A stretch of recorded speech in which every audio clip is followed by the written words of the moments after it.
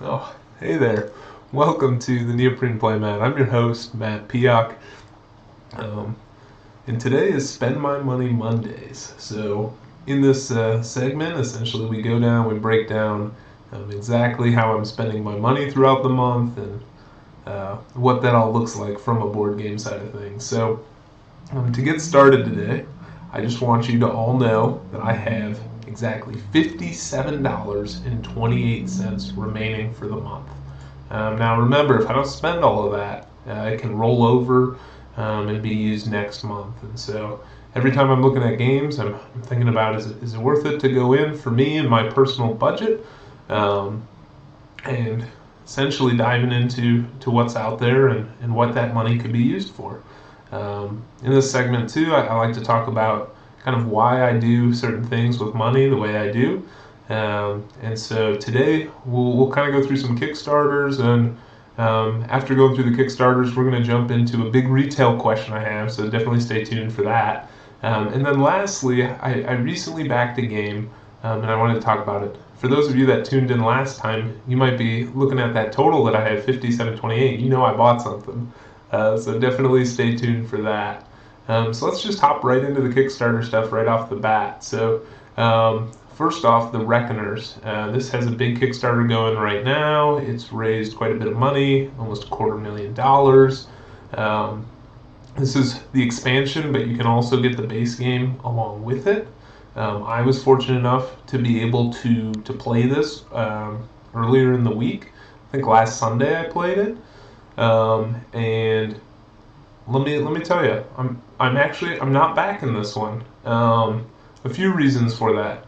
I don't necessarily think it's a bad back. It comes with all these game tray inserts that hold all these pieces wonderfully, and if you do the deluxe edition, which anytime you back a Kickstarter, go for the deluxe edition because you can get the retail one after the fact, usually for less money. But all these little blocks that you see in these game trays here, all of those are metal, which feel really nice in the hand and feel nice to move around. It feels really deluxe. The experience feels definitely deluxe. And so you might be asking, well, why aren't you backing it? You love co-op games, which is true. I love co-op games. Co-op games probably take up about, definitely not like 40% of my collection, but probably about 40% of the games that I get to the table. I love the idea of working with other people and trying to figure out solutions to problems and to kind of do this group think puzzle. So co-ops are right up my alley. Additionally, superhero theme, I'm all about it. I really like this take on it where all the people with superpowers are actually, they became villains, and so you're the humans trying to take out this really overpowered supervillain. It almost feels like The Boys on Amazon, if you've ever watched that. And the main baddie in the base game is kind of like Homelander. If you haven't read The Reckoners, that's kind of what they're getting at with the theme here. But ultimately, there's a few reasons I'm not backing. To begin with, the price point is really high. Let's see. So that's just for the expansion. If you want all in, that's the retail edition, that's the express. So they do have this express offering where if you back now, they will ship you the original base game early, whereas this non-express edition, you'll get the base game and the expansion all at the same time. So I do like that. That's a cool trick or cool backing level there. But here, this is the level that I would want to be in at, right? The deluxe edition, the all-in. I don't have the base game, so it's $160. And at the end of the day, after playing this, while I loved it, I've got a friend that went all in. He's got even the painted miniatures, so he's more all in than even this version. He's at this one right here, the Epic Edition, and he went in on the Epic Edition of just the expansion because he has the Epic Edition of the original. But ultimately, for the game, once again, the game is great. The game is a lot of fun. I just don't know if it's $160 good. I know that's coming with the expansion. It gives more replayability and that sort of thing, but like in the grand scheme of things, $160 for a board game is a lot. And I know the components are deluxe. I know they're nice. And I know that I could just go with the retail edition. But at that cost, I'm going to wait till it comes out on Miniature Market or Cool Stuff Inc. or something like that, where they chop the MSRP down so that it's a little bit more affordable. And so I don't need to back it at this level. And then, just like I said, my friend has the most deluxe version of this game possible, and he's one of the main people I game with. So that's definitely affected my decision. If I'm super compelled about a game, and the price seems right, sometimes I'll still buy it even if he has it. He has a lot of games too. He has probably double my collection. So that said, I definitely can't afford to buy every game he has that I enjoy, but. This one, it hit that spot where it was a really good game. If anybody asks me to play it, I will. I like the conversation that happens. I'm imagining it's better with more than 2 players. We just played it 2 people. I play a lot of games 2 players, especially right now with COVID and all that going on, and so I think the table talk would get a lot better. We tried it both where we had only 1 character each, and then we tried it where we were double-handing it, playing 2 heroes. And playing double-handed was definitely the best. In fact, I think double-handed at 3 players might be the best way to play this game. You get all 6 of the characters out, you have all the locations, it looks crazy, there's a lot to engage with, but it might be overwhelming. I'm not sure, I haven't tried that yet, but definitely something I'm interested in doing in the future, but this one has come off my list, and I definitely will not be backing it. That said, if this looks like a game you would be interested in, you don't have access to it, and you're willing to pay what they're asking, it's a good game. You're going to enjoy yourself. The Dice Tower put their seal of excellence on it. That doesn't always mean it's good, but in this case, I would agree with them. It is a good game and something to look at. All right, next we're on Untamed here. So Untamed is a game I backed on the last Kickstarter. And so this definitely caught my eye right when it came out. It's adding new factions. And if you haven't played Untamed, it's essentially you pick 3 different animal factions, and then you shuffle their decks together and you duel it out. It's another 2-player dueling game, which, as many of you probably can see at this point, I play a lot of these. And the space is super crowded. There's so many of these games. And that's why I'm a little hesitant as whether or not I should back.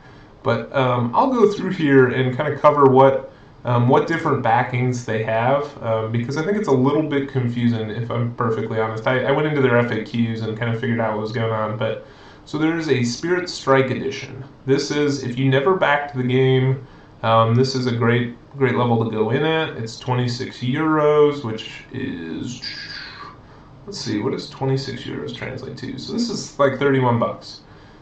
You're going to get 24 damage tokens, 24 fury tokens. These are just like little wooden pieces, instead of having like the cardboard chits that you punch out. They're okay. Nothing, not a major upgrade, but definitely better than the original chits. So those are decent. You get this 2-piece vac tray, which is nice. That's going to hold all the different factions all separately, which the original box doesn't have. It just has a divider that holds kind of 4 different sections of cards, and you end up stacking all the factions on top of each other. So this is definitely nice. And then there's little trays here to chuck all your tokens into, so that's nice as well.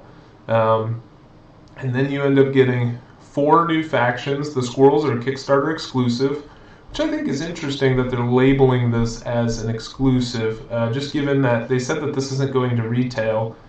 So I would think the entire expansion is Kickstarter exclusive, but maybe that's just future-proofing. In case it does go to retail, they're just not going to include the squirrels. But beyond that, you're going to get the 9 classes that the game originally came with. Crocodiles, foxes, pandas, rabbits, raccoons, rhinos, rats, tigers, and chameleons.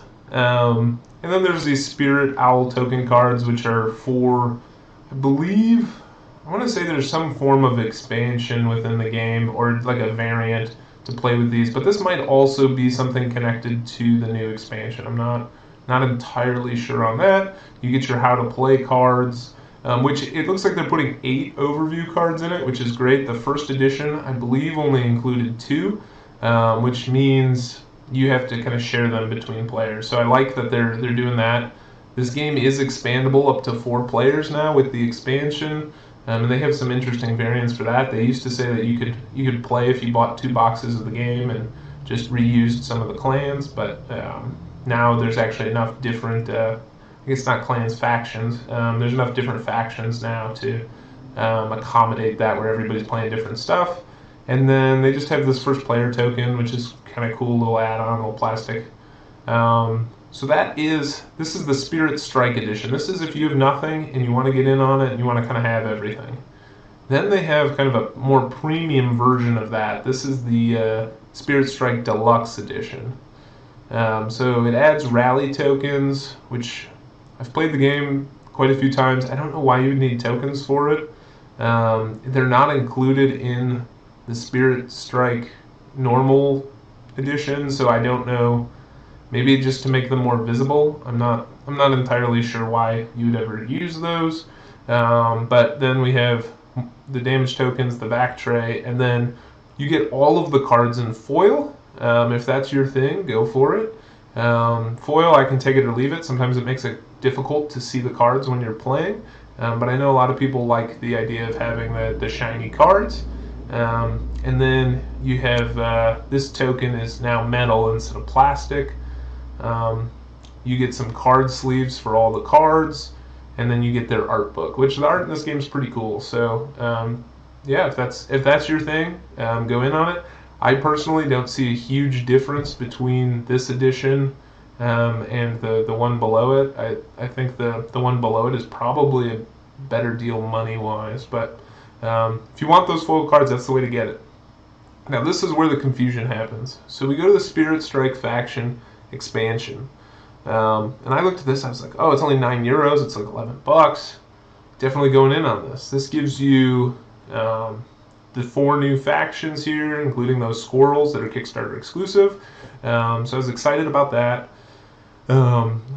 Otherwise, things look good. 11 bucks is not bad. The shipping is still like €9 though, so that's going to be like, it's the same price. It's 11 bucks. It would be $22 to get this.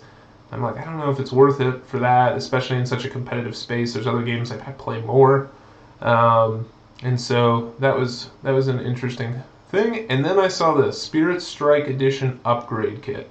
So what this is saying if you backed us before and you want the expansion, but you also want all the cool stuff that the Spirit Strike version comes with, check this out. So essentially you're going to get more tokens, which is helpful. Sometimes you get pretty low on tokens, and if you're playing a multiplayer game, you're definitely going to need more. It comes with that 2-piece vac tray we talked about earlier, which is incredibly important for keeping everything separate so that you have a quick and fast setup. And then on top of that, you're getting all the new factions. You're getting this coin, this plastic coin, which, I don't know, it might be helpful to have a first player marker. It doesn't seem like it really needs one, but anyway, it's cool. It's got a little crocodile coming out, whatever. Yeah, so that's what this pledge level is. So do not back this pledge level if you don't have the base game. This will just give you these 4 here, and then a really cool tray that will have nothing in it. But if you've backed before, you have the game somehow, when you didn't back it, this is the one to go with. You could go with just the other factions just here with this, but this is 22 bucks. In this one here, it's €17, which is, let's see, $21, and then it's, I believe, €10, so it's going to be like 12 or 13 bucks to ship. It's not that much more. It's like 30 bucks, 32 bucks. I think that extra $11 is probably worth your ability to organize it and to keep it all in one box. But that might just be me. So that is Untamed. We'll go through some of these a little quicker here. So then Philosophia Floating World is one I talked about that I was interested in, and I really like the artwork. We talked about that. I think it's really cool that it's an educational game as well. I found out in the past week actually from one of Rado's videos with Shay, that the creators of this game are a psychology teacher and a philosophy teacher. So they included a lot of that in the game and in the text on the game, which once again I really like that. I have a master's in religion, and so I've delved a lot into philosophy, and so I think it's a really valuable thing to be teaching. And so the fact that it's included on some of these cards, I think is really cool. And then on top of it, I like how they've revitalized this old artwork. But at the end of the day, the cost of this is just a little too high for me. Just to get the game at 69, I don't know. That's not euros. I don't think. Maybe it is, but it's $90, $90 US dollars. I'm in America, so that's kind of what I'm working with. And then we're talking about shipping for this one game, although it's cool, it has the 12 miniatures here, which are okay. Really, I think you're paying for the tarot-sized artwork on the cards, which is beautiful, and I like it. I like the idea of simultaneous play in a deck builder as well.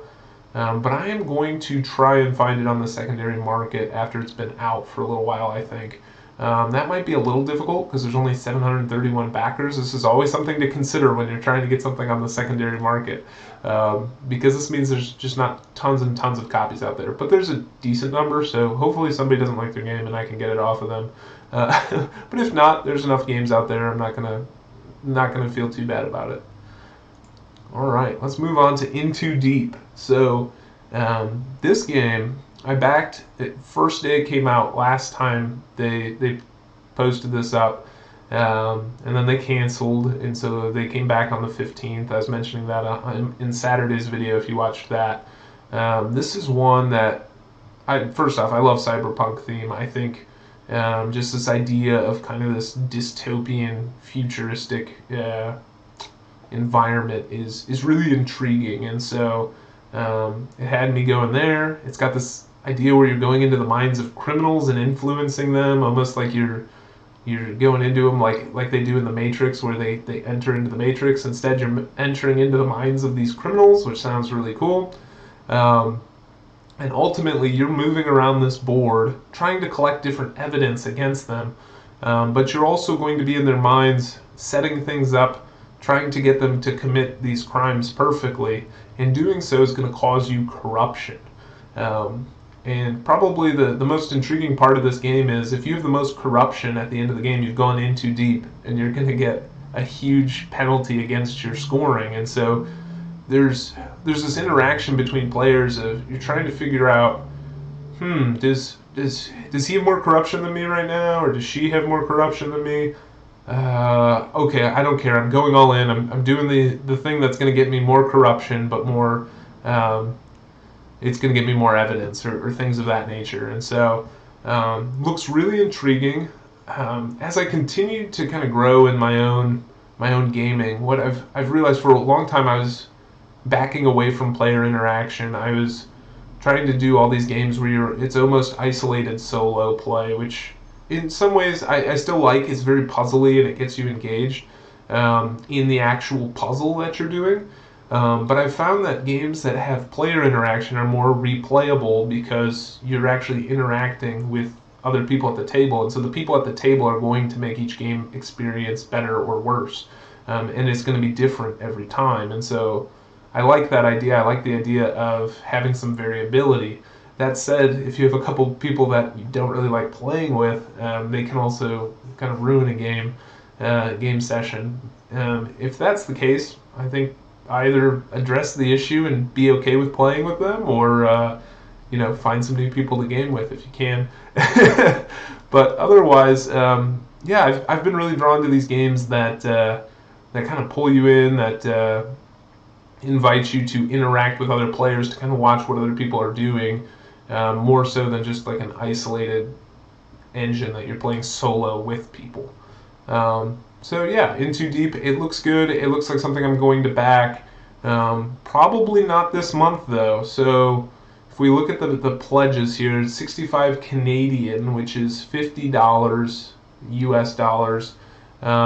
It's the retail edition. I don't want the retail edition. It doesn't come with the minis. It's something I could get for cheaper later. Like I've said, I'm not going to keep rehashing that, but for $10 more, you get here. I'm gonna scroll to them because they're really cool. Let's see here. That's the retail edition. Yeah, retail edition comes with these standees, which they're okay. They're all right standees, but there is something about the minis here that I feel like makes the game, just elevates the experience so much. So here's the minis. They're cool, pretty decent sculpts. Nothing. I mean, they're not the most amazing sculpts, but they're definitely decent. They look all right. But here, this is what you need. These bases here are going to allow you to pop these guys into them, and the villains are going to be carrying different items around the board. And so these little bases actually have a place for them to hold the item. Whereas when you're playing with the standee, you're just going to have those chits like laying on the board next to them. And so you have to remember to pick them up and move them. And it's not entirely terrible. Like, just keep them together, figure out a way to kind of maybe lay it up on the little wedge here where the little standee holder. But in the grand scheme of things, if I am deeply involved in a game, I prefer not to have mental space wasted on remembering where these chits go and who they go to when I'm looking at the whole board space. For me, it would be much better if you just look at the board, you see all of these items slid in the bottom, and you go, oh, that guy's holding that weapon, that guy's holding that thing, she's holding that. Just makes for a much quicker and easier experience when looking at the board. So definitely want that.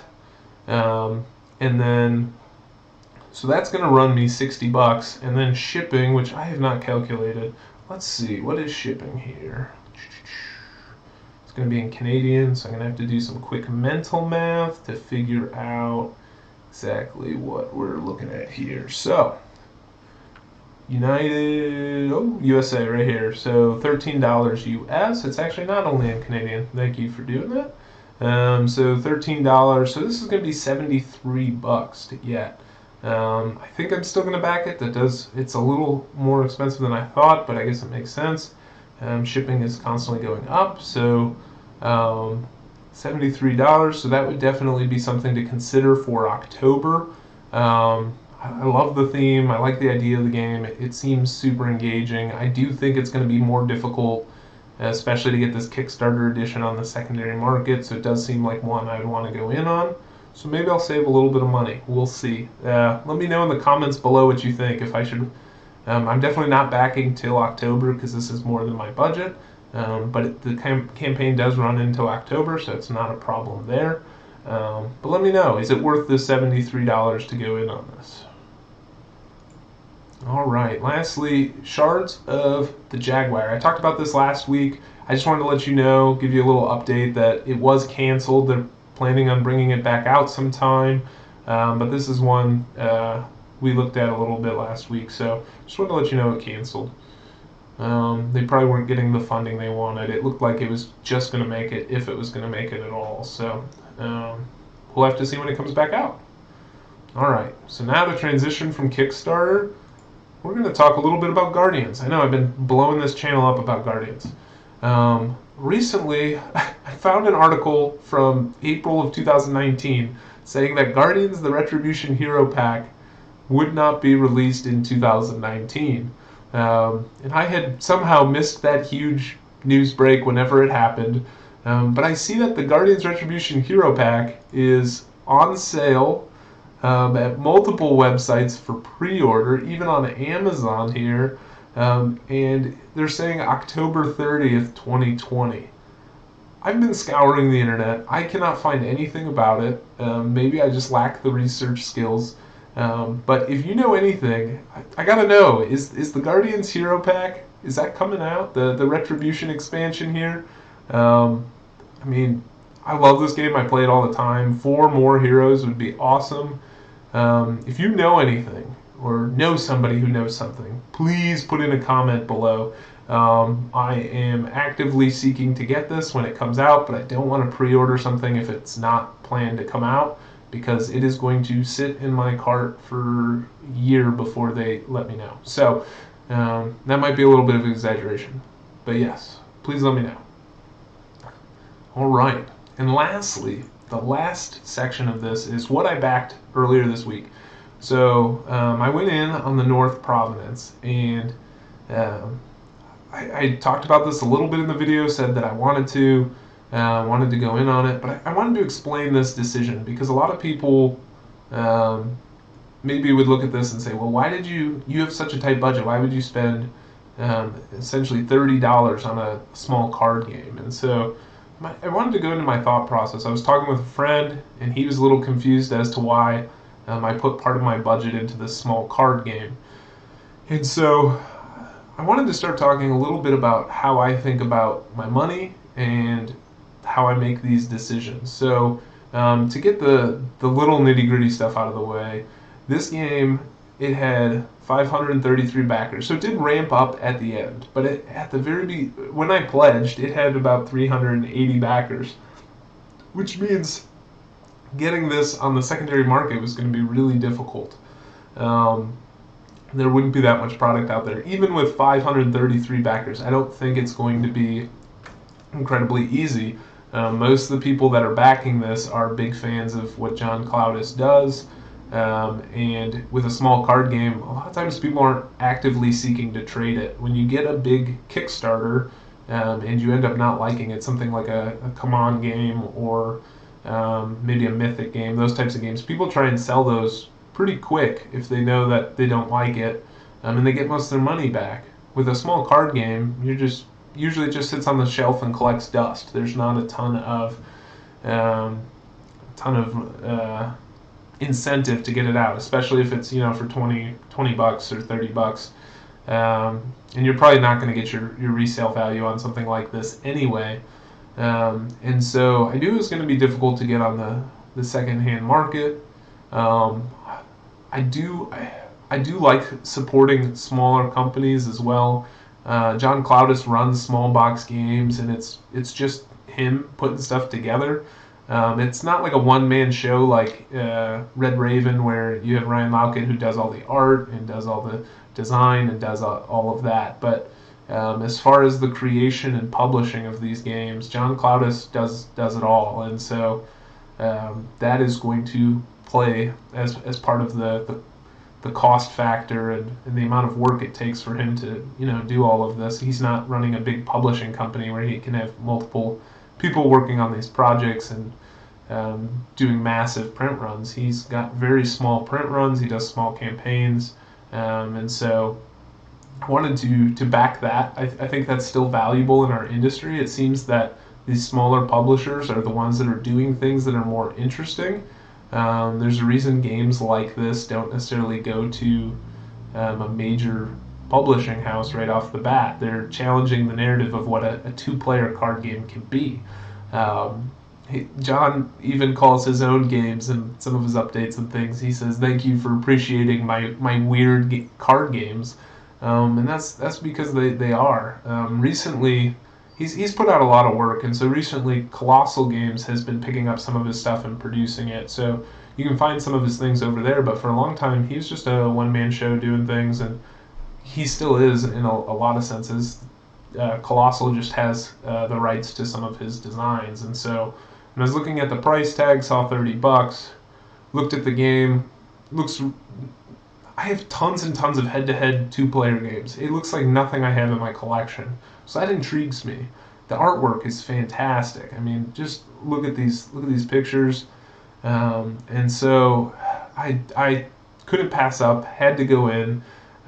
He publishes everything or manufactures everything domestically as well, which I'm not against having people having things made in China and sending them over, but I do also appreciate when games can be published domestically, that they are, and that definitely creates a faster turnaround on the game too. I'm really excited about this one, and it's going to be delivering sometime in November. At least that's what's projected. We'll see if that actually comes through.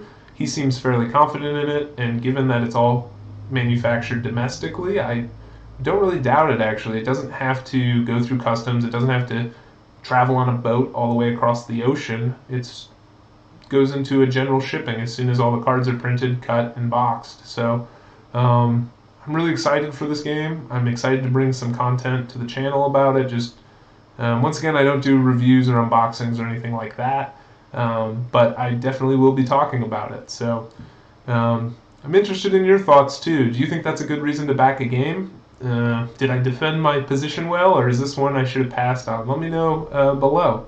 Otherwise, this has been Spend My Money Monday. If you have any leads on anything that I missed and that you think I should be backing or buying, please let me know below. And other than that, have a good one.